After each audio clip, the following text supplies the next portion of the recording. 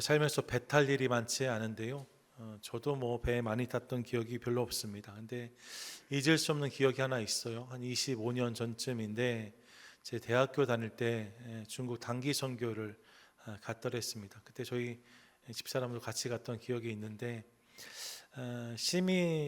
심양으로 도착해서 북경으로 이동하는 코스였는데 북경에 갔다가 선교 일정을 마무리하고 선교 팀원들이 관광 프로그램 한두 개 있어서 북경 근처에 있던 동굴에 갔던 기억이 있어요.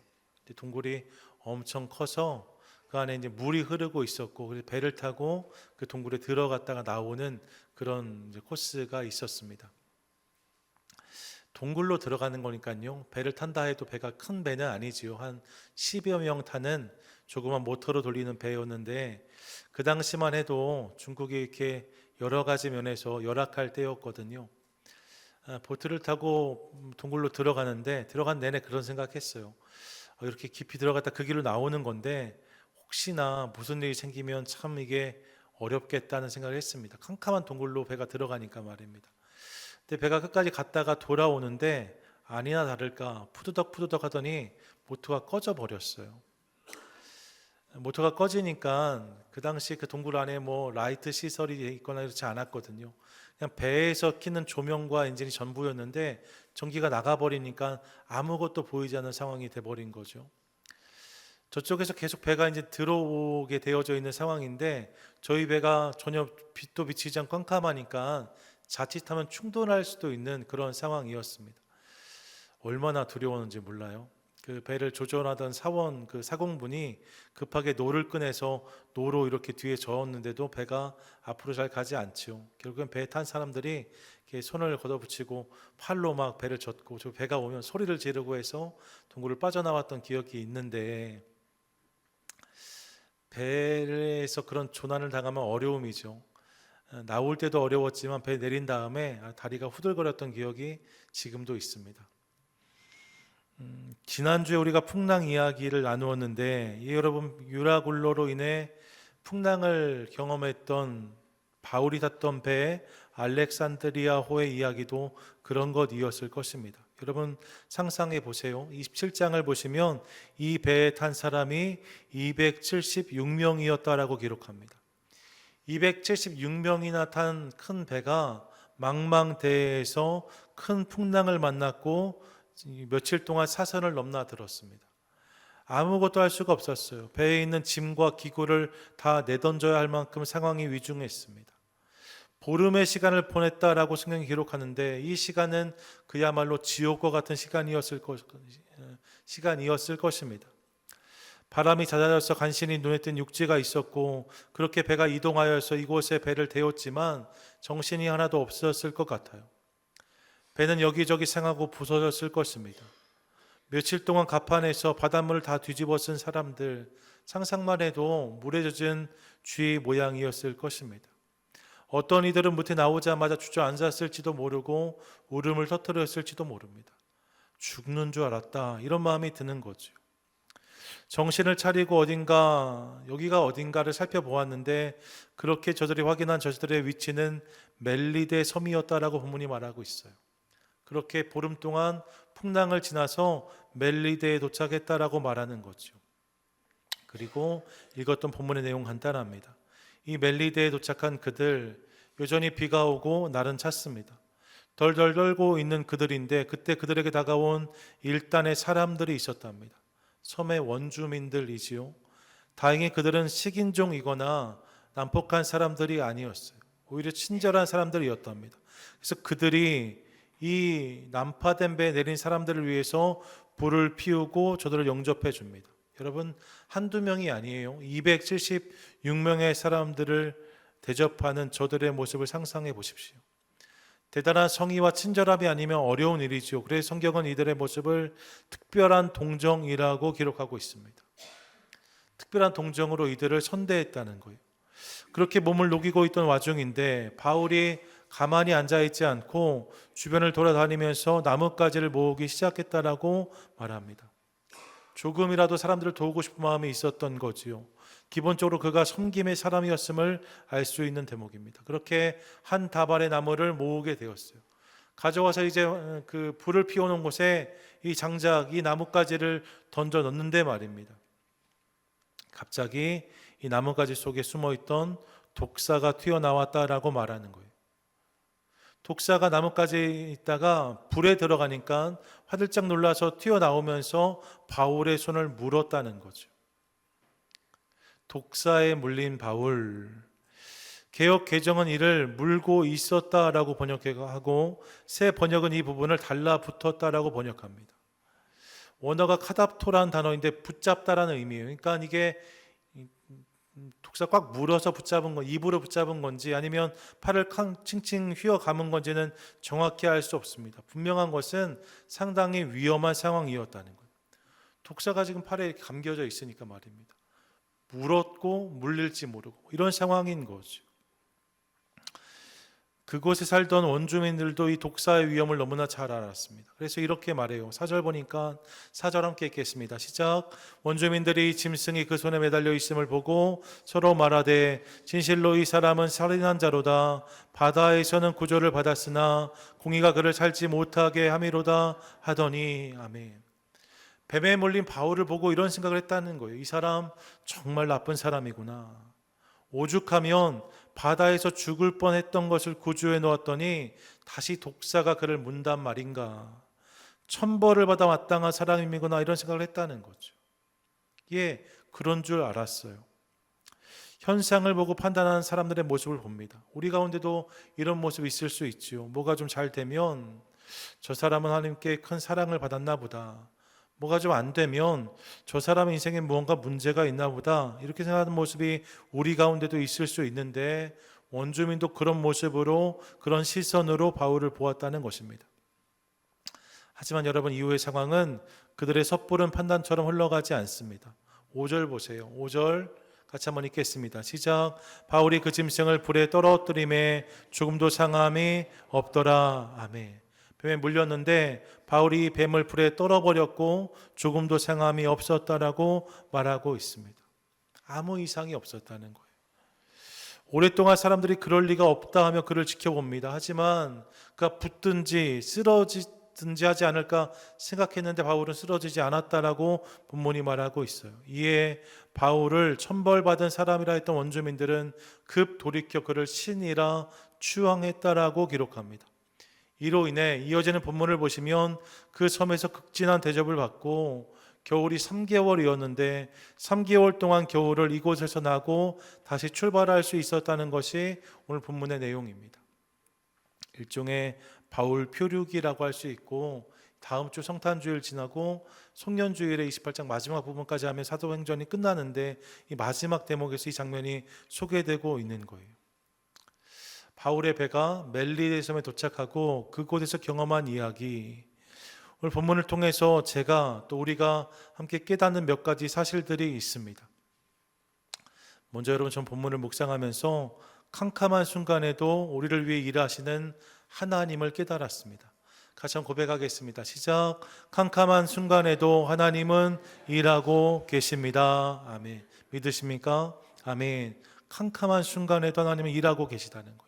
이걸 어떻게 할 수 있는가? 본문 1절을 보세요. 1절 함께 읽겠습니다. 시작. 우리가 구조된 후에 안즉 그 섬은 멜리데라 하더라. 아멘. 보름 동안 풍랑으로 말도 못할 고생을 했습니다. 배를 조종할 수가 없었어요. 해와 별이 보여야 위치를 확인할 텐데 위치도 확인할 수가 없었답니다. 그렇게 그냥 배가 표류하다가 도착한 곳이 멜리데였다라고 말하고 있는 거예요. 그냥 읽으면 그랬나 보다 할 수 있습니다. 이 배가 구브로 섬을 지났고 크레타 섬을 출발했다고 했으니까 그리고 도착한 섬이 멜리데였나 보다 이렇게 생각할 수 있는 거죠. 그냥 그런 섬 중에 하나겠지. 하지만 여러분, 지도를 보면 놀라운 사실을 확인할 수 있습니다. 지도를 보세요. 시돈 앞에가 구브로 섬이고요. 조금 더 가면 크레타 섬이 나오고 남파를 경험했는데 그리고 도착한 곳이 멜리데였다는 거예요. 멜리데의 위치를 잘 보십시오.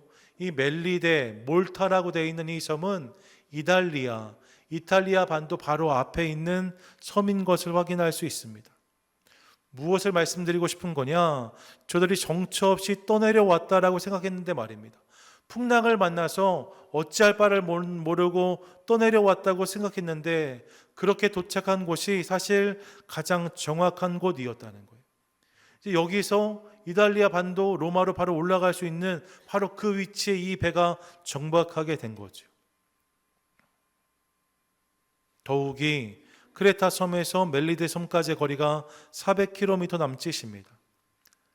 자료에 의하면 맞바람이 불면 이 거리가 몇 주가 걸려야 갈 수 있는 거리라고 알려져 있습니다. 바람이 불면 사실 몇 주가 걸려야 갈 수 있는 거리가 이 거리라는 거예요. 그런데 바울이 탔던 알렉산드리아호가 이 거리를 불과 보름 만에 통과했다라고 본문이 말하고 있는 거죠. 한 번 더 말씀드립니다. 여러분, 이것이 그들이 밤낮 노를 젓고 돛을 펼친 결과가 아니었다는 거예요. 사실 배에 탄 사람들은 아무것도 할 수가 없었습니다. 그들은 풍랑 속의 방향을 잃고 발만 동동 구를 뿐이었어요. 어떻게 할지를 알 수 없어요. 위치도 알 수가 없고 어디로 가는지도 알 수가 없어요. 그들이 할 수 있는 일은 정말 아무것도 없었습니다. 두려움과 공포로의 시간을 보낸 것뿐이에요. 그야말로 한치 앞을 알 수 없는 캄캄한 시간을 그들이 지나왔습니다. 그런데 그 어둠 속에서 누구보다 빠르게 어느 곳보다 정확한 곳에 그들을 도착시키신 분이 계신 것을 확인하게 되어지는 거예요. 그분이 누구십니까? 그분이 하나님이시라는 거죠. 여러분, 우리 하나님이 그 일을 하셨다는 거예요. 풍랑 속에 그들을 붙잡으셔서 그들이 가야 했던 이달리아 반도 바로 앞에 있는 섬에 그들을 도착시키셨다라고 말하고 있는 거죠. 이를 통해 우리는 어둠 속에서 일하시는 하나님을 깨닫습니다. 하나님께서 그 풍랑 속에서 캄캄한 가운데 그들을 위해서 일하셨다는 거예요. 예, 여러분, 우리 하나님은 캄캄한 시간 속에서도 나를 위해서 일하시는 하나님이십니다. 믿으십니까? 아멘. 우리는 내가 노를 저어야, 내가 닷을 올리고 돛을 펼쳐야 그곳에 갈 수 있다고 생각합니다. 그래서 노가 저어지지 않으면, 돛이 펼쳐지지 않으면, 다시 올라오지 않으면 불안해합니다. 두려워합니다. 초조해합니다. 내가 알지 못하는 상황을 만나고 내 힘으로 안 되는 일들을 경험하면 실망하고 낙심할 때가 있습니다. 내가 이 배를 이끌어 간다고 생각하기 때문이에요. 하지만 여러분, 기억하고 싶어요. 내 힘으로 안 되는 일을 만났을 때에도, 캄캄한 상황을 지날 때에도 하나님은 나를 위해서 일하고 계시다라고 오늘 성경은 말씀하고 있어요. 캄캄한 시간은 오히려 그분이 더욱 일하시는 시간인 것을 깨닫습니다. 그렇게 그분이 나를 위해 일하심으로 나는 정처 없이 표류했다고 생각했는데 어느 순간 깨닫고 보면 그분의 때, 그분의 방법에 가장 좋은 것을 나에게 주셨음을 알게 된다라고 본문이 말씀하고 있는 거예요. 이를 기억하며 내 삶 가운데 그렇게 행하실 주님을 기대하는 저와 여러분 되시기를 축복합니다. 풍랑 속에 계실 수 있어요. 캄캄한 가운데 있을 수 있는데 말입니다. 내가 아무것도 할 수 없고 아무것도 하지 못해서 낙심한 분들 아니 계십니까? 여러분, 하지만 기억하십시오. 지금도 하나님 나를 위해 일하고 계세요. 지금은 알지 못하지만 어느 순간 도착해 보면 그곳이 멜리데가 될 줄로 믿습니다. 가장 좋은 곳, 가장 좋은 때를 우리 가운데 허락해 주신다는 거예요. 벌써 몇 년이 지났는데 팬데믹 때 저도 이런 답답함을 경험했던 기억이 있습니다. 제 교회 와서 불과 몇 달 만에 팬데믹이 시작됐잖아요. 막막했습니다. 답답했습니다. 근데 여러분, 아무것도 할 수가 없었어요. 기억하세요? 여기에 스티커 붙여서 사회적 거리 유지하자고 하고, 지금도 의자에 보시면 중간중간에 테이프 붙었던 자국들이 있는 의자들이 있어요. 거기에만 앉으시라고, 붙어 앉으면 떨어지라고 막 했던 기억이 있습니다. 아무것도 할 수가 없었어요. 이 팬데믹 이후에 더 어려워질 거란 전망이 많이 나왔고 정말로 힘들고 어려운 시간을 보내야만 됐습니다. 그 시간에 저에게 위로가 되었던 장면이 있어요. 여러분, 보고 싶다 오렌지 기억나세요? 희망을 심다 코스모스와 함께 심었던 기억이 있습니다. 씨앗 나눠드렸고 그것을 집집마다 심자고 말씀을 드렸어요. 그리고 주일 저녁이 되면 그 코스모스 자란 거 사진 찍어서 함께 올렸던 기억이 있습니다. 저희도 코스모스 심었는데 사실 그게 그렇게 빠르게 자라지 않더라고요. 줄기가 나오는데 줄기가 예쁜 꽃들이 있는데 코스모스는 그렇지 않았어요. 그래서 괜히 코스모스 심자고 했나 이런 생각했거든요. 근데 어느 날 지나가다 보니까 꽃이 펴 있는 거예요. 코스모스 펴 있는 사진을 볼 수가 있었습니다. 제가 한 일이 아니에요. 제가 꽃을 피우려고 막 하지 않았는데 어느 순간 펴 있는 아름다운 꽃을 볼 수가 있었어요. 그 꽃을 보면서 하나님이 여전히 일하시는구나 하는 사실을 알 수가 있었습니다. 모든 게 다 멈춰버린 것 같은 순간을 지나고 있는데 하나님은 여전히 이렇게 일하신다는 것을 깨달은 거죠. 그것이 저에게 얼마나 큰 감격이었는지 모릅니다. 그때 집집마다 코스모스 엄청 많이 피우고 사진 찍어 보내셨던 것들 기억합니다. 박현복 권사님 때 코스모스도 엄청 예뻤고요. 조미영 권사님 때 코스모스도 예뻤던 기억이 있습니다. 그런 은혜가 있는 거죠. 찬송가 373장이 이렇게 고백하는데 큰 물결 일어나 나 쉬지 못하나 이 풍랑으로 인하여 더 빨리 갑니다 고백합니다. 큰 물결 일어나 나 쉬지 못하나 이 풍랑으로 인하여 더 빨리 갑니다. 여러분 믿으십니까? 아멘. 주님 안에서 이것이 가능하다는 거예요. 이것이 하나님 백성이 누리는 은혜인 거죠.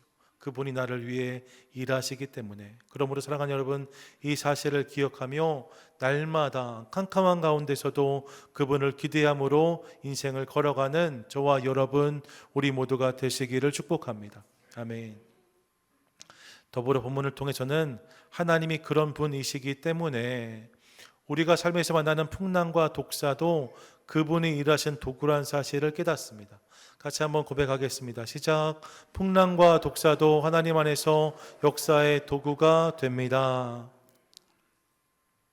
앞서 말씀드린 것처럼 풍랑을 통해 우리는 캄캄함 속에서 일하시는 하나님을 깨달았습니다. 캄캄함 속에서도 하나님이 일하시더라는 거예요. 뿐만 아니라 오늘 본문을 보시면 독사 이야기가 이어지고 있죠. 갑자기 튀어나온 독사가 바울의 팔을 물었답니다. 독사가 바울을 물었을 때 말입니다. 분명 이것은 바울에게 큰 일이 생긴 것이 맞습니다. 큰 일이라고 모두가 느꼈을 거예요. 실제로 이 일을 보았던 원주민들은 그가 천벌을 받았다라고 말하잖아요. 독사는 그런 것이죠. 어떻게 독사에 물릴 수가 있나 이런 생각을 했다는 거예요. 하지만 여러분 이어지는 본문을 기억해 보십시오. 독사에 물렸음에도 불구하고 그가 화를 당하지 않음을 통해 사람들은 바울이 하나님의 사람인 것을 확인합니다. 독사에 물린 것은 분명히 큰 사건이 맞지만 그 독사에 물렸음에도 불구하고 화를 당하지 않으므로 결국 하나님의 사람됨이 드러났다라고 말하고 있다는 거죠. 뿐만 아니라 이어지는 본문을 보시면 7절을 보세요. 이 일로 그 섬에서 가장 높은 보블리오가 바울의 일행을 극진히 대접합니다. 여러분 독사에 물리고 아무 해를 입지 않은 일이 아니었다면 바울은 그냥 죄수의 하나일 뿐이에요. 그럼 이 보블리오라는 사람 바울을 청할 이유도 없습니다. 그냥 죄인이니까 오히려 백부장이나 선주나 더 유력한 사람들을 선대했겠지요. 그런데 독사에 물린 것을 통해서 지금 바울이 대접을 받기 시작하는 거예요. 보블리오가 바울의 일행을 청하여 극진히 대접했다라고 본문이 말하고 있습니다. 그리고 그렇게 가 보았더니 8절을 보시면 이 보블리오의 아버지가 열병과 이질로 고생을 하고 있었어요. 이에 바울이 그를 위해서 기도했다라고 말합니다. 여러분 누구 이름으로 기도했겠어요? 예수 그리스도 이름으로 기도했겠죠. 예수 그리스도 이름으로 기도하는 것을 통하여서 그가 낫게 되었다라고 말해요. 결국 독사에 물렸던 사건이 살아계신 하나님을 복음이신 예수 그리스도를 드러낼 수 있는 기회가 되었다는 거예요. 그리고 이 일을 시작으로 3개월 동안 극진한 대접을 받고 출발하는 바울의 일행을 만나게 되는 거죠. 무엇을 말씀드리고 싶은 건가? 풍랑도 독사도 하나님이 일하시는 도구, 통로였다는 것입니다.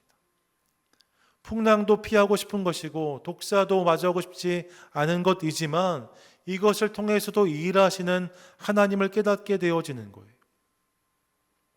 여러분 우리는 하나님께 속한 것 하면 잔잔한 파도나 독 없는 짐승을 떠올립니다. 그런 것이 주님 주시는 은혜라고 생각하고 주님은 이런 것들을 통해서 일하신다라고 믿어요. 성난파도 튀어나오는 독사는 하나님께 속한 것이 아니다라고 생각하는 모습이 우리 가운데 있을 수 있습니다. 하지만 여러분, 그렇지 않다는 거예요. 성난파도 독사도 하나님이 일하시는 도구가 될 수 있다라고 말씀하고 있는 거죠. 성공과 승리를 통해서만 일하시는 것이 아니라 때론 실수와 실패와 어려움을 통해서도 하나님은 내 삶 가운데 그분의 일을 이루어 가신다는 거예요. 우리 하나님은 불을 통해서도 역사하시고 물을 통해서도 일하시는 하나님이십니다. 요나가 만났던 풍랑도 하나님이 일하시는 도구였고, 밤새 불어왔던 강력한 바람은 홍해를 가르는 기적을 일으켰다라고 성경이 말씀하고 있습니다. 모세의 지팡이가 뱀이 되었던 것을 기억해 보십시오. 이를 통해서 모든 이들이 살아계신 하나님을 보게 되었다라고 성경은 말하고 있습니다. 이스라엘이 마주했던 애굽, 아수르, 바벨론 같은 강력한 적들도 결국 하나님의 뜻을 이루어가는 도구였음을 깨닫게 되어집니다. 하나님이 이 모든 것을 도구 삼으셔서 당신의 역사를 이루어 가신다는 거예요. 그러므로 사랑하는 여러분, 혹시 내 삶에 문제가 있다면 말입니다. 그 문제를 통해서도 역사하실 하나님을 기대하는 저와 여러분 되시기를 축복합니다. 내 삶에 은혜가 있으면 그 은혜를 통해서 일하신 주님을 인정하지만 문제가 있을 땐 그러지 못할 때가 많이 있거든요. 그렇게 하지 말자는 거예요. 문제가 있다면 그 문제를 통해서도 하나님께서 일하실 것을 기대하자는 거죠. 내 삶에 근심과 걱정의 거리가 있다면 이를 통해서도 드러나게 될 하나님의 역사가 있을 줄 믿습니다. 그것을 기대하며 주님을 바라보는 저와 여러분 될 수 있기를 원합니다. 로마서 8장 28절 말씀을 기억해 보세요. 함께 읽겠습니다. 시작. 우리가 알거니와 하나님을 사랑하는 자 곧 그의 뜻대로 부르심을 입은 자들에게는 모든 것이 합력하여 선을 이루느니라. 아멘. 하나님을 사랑하는 자, 그분께 부르심을 입은 자들에게는 모든 것이 합력하여 선을 이룬다라고 말씀하고 있습니다. 모든 것이 합력하여 선을 이루게 된대요. 여러분 여기서 모든 것은 내가 원하고 바라는 것만을 의미하는 것이 아닙니다. 여기서 모든 것은 내가 원하는 것들만을 통해서, 내가 바라는 것들만을 통해서라고 말하는 게 아니에요. 때로는 내 뜻이 어그러지기도 합니다. 때로는 내 계획이 틀어지기도 합니다. 때로는 풍랑을 만나기도 하고 때로는 독사를 경험하기도 합니다. 여러분, 내가 원하지 않는 것, 바라지 않는 것들이 있을 수 있어요. 근데 그것까지를 포함해서 그 모든 것을 통하여서 이 모든 것을 통해 합력하여 선을 이루시는 하나님이시라고 성경이 말씀하고 있는 거죠. 모든 것을 통하여서, 내 삶에 주어진 모든 것을 통해서 하나님의 선하심이 이루어진다는 거예요. 믿으십니까? 아멘. 예, 우리 하나님은 오늘 내가 고민하고 어려워하는 그것까지를 통해서도 당신의 역사를 이루시는 하나님이십니다. 그러므로 사랑하는 여러분, 혹시 풍랑을 만나셨습니까? 독사에 물리셨습니까? 이를 통해서도 하나님이 이루실 일들이 있다라고 말씀하니 그 하나님을 신뢰함으로 낙심하지 않고 계속 그 믿음의 여정을 걸어가는 저와 여러분, 우리 모두가 되시기를 축복합니다. 아멘. 끝으로 본문을 통해 저는 그렇기 때문에 하나님의 사람들은 모든 상황 속에서도 담대할 수 있다는 사실을 깨닫습니다. 같이 고백하겠습니다. 시작. 하나님을 신뢰하면 담대히 살아갈 수 있습니다.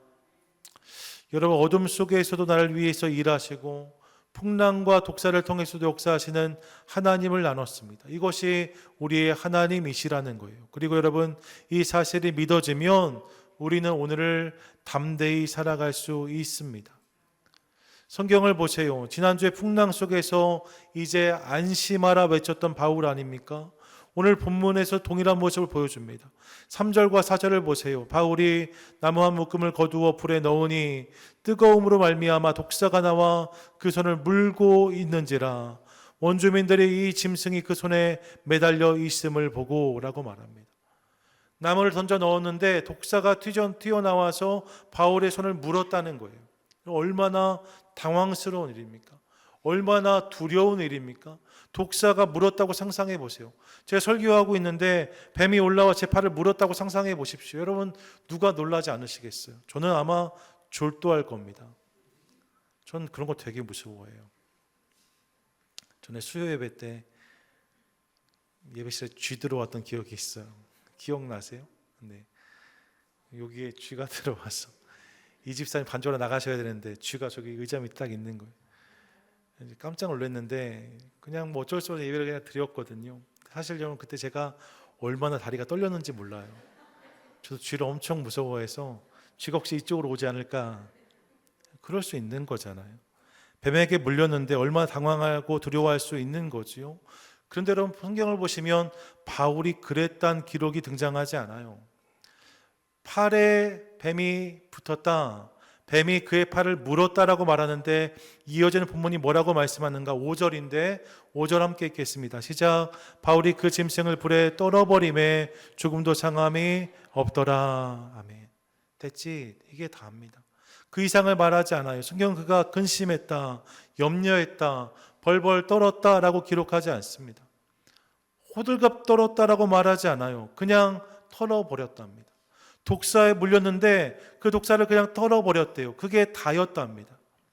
문제 앞에 의연한, 호젓한 그의 모습을 확인할 수 있는 부분이죠. 뱀에게 물린 것이 그의 큰 문제가 되지 않았다는 거예요. 어떻게 그럴 수 있었을까? 그에게 하나님을 향한 믿음이 있었기 때문이라고 저는 생각합니다. 그는 풍랑을 통해서도, 독사를 통해서도 일하시는 하나님을 알았어요. 그 하나님께서 결국 자신을 로마까지 이끌어 가시고 이를 통해 그곳에서도 복음을 전하게 하실 것을 믿었습니다. 이 믿음이 그에게 있으므로 이 믿음이 그에게 담대함이 되었고, 이를 통해서 풍랑 속에서도 안심을 외치고 독사 앞에서도 두려워하지 않는 바울의 모습을 확인합니다. 예, 여러분, 하나님이 믿어지면 담대할 수 있습니다. 하나님이 믿어지면 두려워 떠는 것이 아니라 담대히 그 과정을 통과해 지나갈 수 있다는 거예요. 헨리 나우엔의 책 중에 날다, 떨어지다, 붙잡다 라는 책에 나오는 글입니다. 어느 날 헨리 나우엔이 로델라라고 하는 독일의 공중 고개사 팀을 만났어요. 공중에 이렇게 돌아서 그네를 타는 사람들 말입니다. 헨리 나우엔 평상시에 궁금했어요. 너무 놀랍기도 했고, 그토록 높은 곳에서 위험하고 대담한 연기를 어떻게 펼칠 수 있는지가 궁금했습니다. 고개사에게 물어요. 어떻게 이 일을 할 수 있는가? 어떻게 공중에서 그네를 놓고 공중으로 날아오를 수 있는가를 묻습니다. 그랬더니 고개사가 이렇게 대답합니다. 공중 고개에는 나는 자와 받는 자가 있습니다. 날아오르는 사람이 있고 받는 사람이 있다는 거예요. 저는 나는 자입니다. 제가 공중에서 그네를 놓고 점프할 때에 저의 비밀은 받는 자를 신뢰하며 힘을 빼는 것입니다. 그래서 이렇게 말합니다. 공중에서 제가 떨어질 때 가장 큰 실수는 두려움 때문에 제 손으로 받는 자의 손목을 잡으려고 버둥거리는 것입니다. 그렇게 하면 저희 둘 다 떨어질 수밖에 없습니다. 그래서 저는 팔을 뻗고 그냥 기다립니다. 그러면 받는 자가 저를 낚아챕니다. 저는 그가 저를 잡는 것이라는 사실을 완벽하게 믿고 있기 때문에 텅 빈 공중으로 과감하게 몸을 던질 수 있습니다 라고 말했다는 거예요. 나를 받아주시는 분이 믿어지면, 나를 붙잡고 계신 분이 믿어지면 몸에서 힘을 빼고 과감히 공중을 향해 내 몸을 던질 수 있다라고 말하는 거죠. 그럼 믿어지면 안심할 수 있어요. 믿어지면 평안할 수 있어요. 믿어지면 독사 앞에서도 담대할 수 있어요.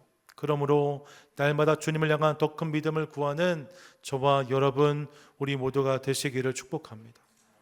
우리 하나님은 언제나 나를 받아주시는 하나님이십니다.